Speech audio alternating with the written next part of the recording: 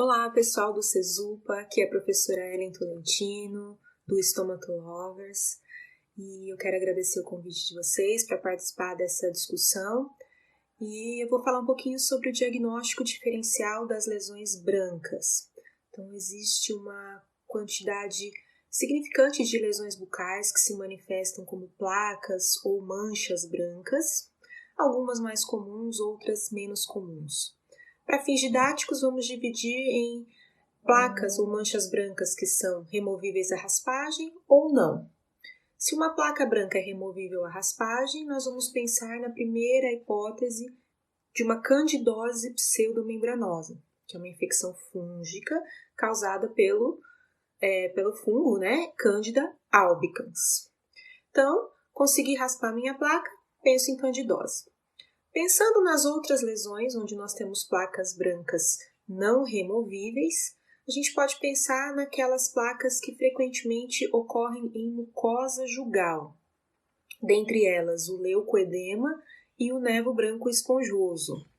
O leucoedema ele é considerado uma variação da normalidade e 90% dos casos acontecem em pacientes melanodermas. Ela se manifesta como uma placa branco acinzentada em mucosa jugal, geralmente bilateralmente, e o diagnóstico é clínico, porque quando nós evertemos, esticamos essa mucosa, essa placa, essa região branca, ela desaparece, A mucosa volta a ter a sua coloração normal.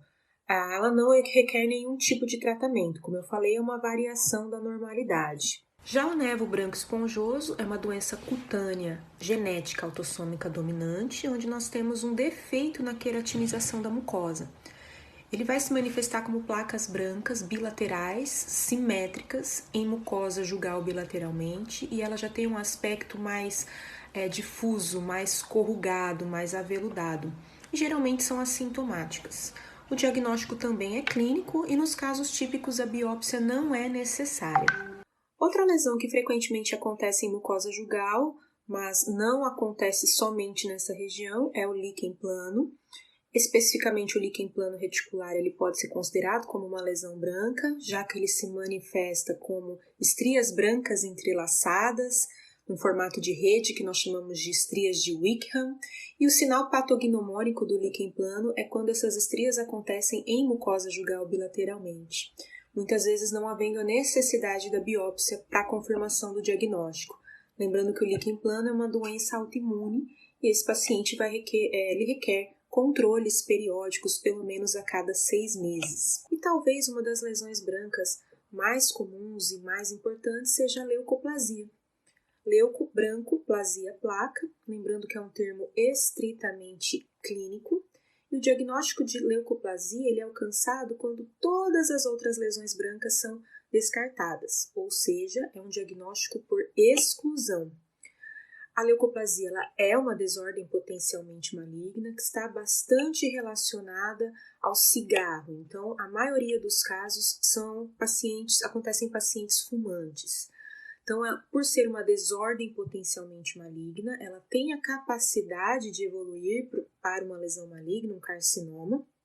Por isso, a biópsia ela é obrigatória para guiar o curso do tratamento, sendo que o tratamento vai depender do grau de displasia epitelial, que pode ser leve, moderado, grave, ou a lesão já pode ser um carcinoma in situ ou um carcinoma invasivo. Outras lesões brancas que podem acometer a mucosa bucal são as queimaduras químicas, queimaduras térmicas, algumas úlceras traumáticas, que também podem ter uma coloração esbranquiçada, as queratoses friccionais, a linha alba e a mucosa mordiscada, por exemplo. Eu aguardo vocês no nosso encontro, depois de amanhã, para a gente discutir, vocês tirarem as suas dúvidas ao vivo sobre o diagnóstico diferencial das lesões brancas. Até lá!